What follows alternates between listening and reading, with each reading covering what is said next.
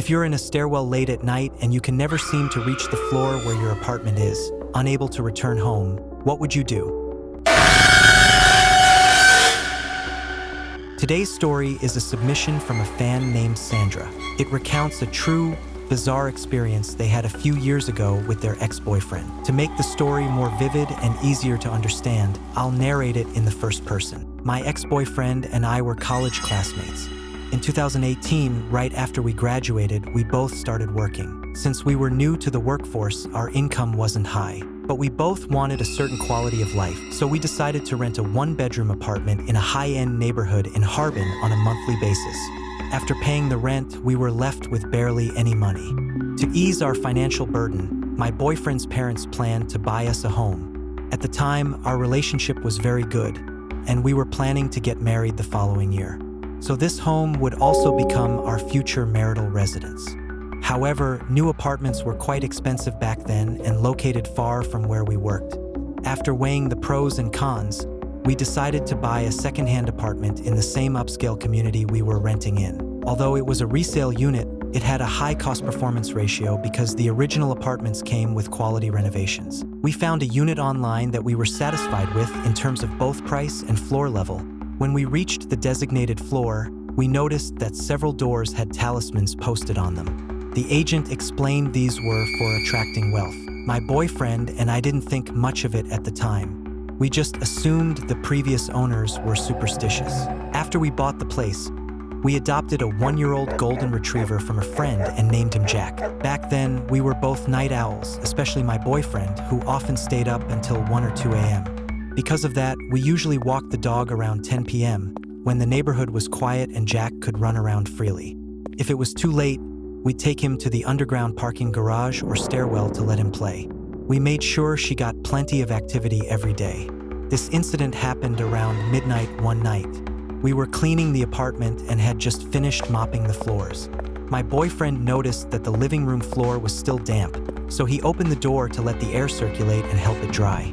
He forgot that Jack might slip out through the open door. When I went to close it, I realized he was already gone.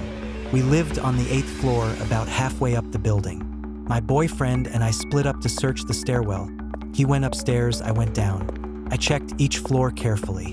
When I got to the ground floor, I didn't see Jack anywhere, and the building's entrance was shut, so she definitely couldn't have gotten out.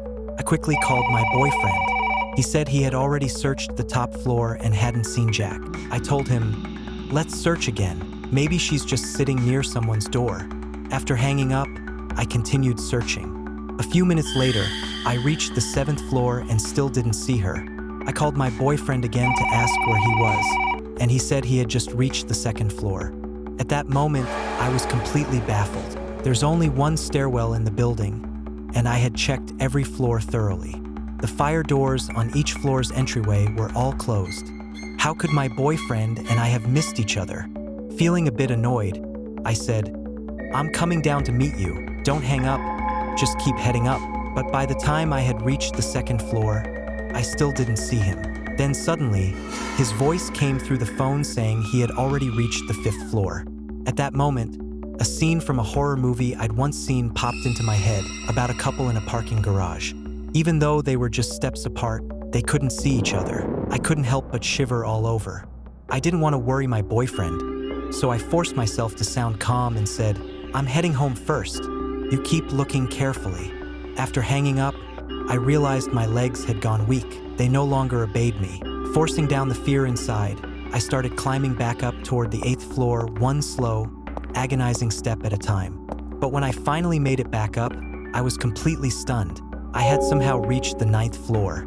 Thinking I must have misread it, I rubbed my eyes hard. But no, it really was the 9th floor.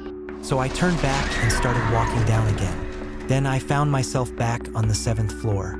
I went up and down like that 2 or 3 times, but no matter what, I just couldn't reach the 8th floor. I pulled out my phone and called my boyfriend again. But this time, his phone wouldn't connect. I was so terrified I didn't know what to do.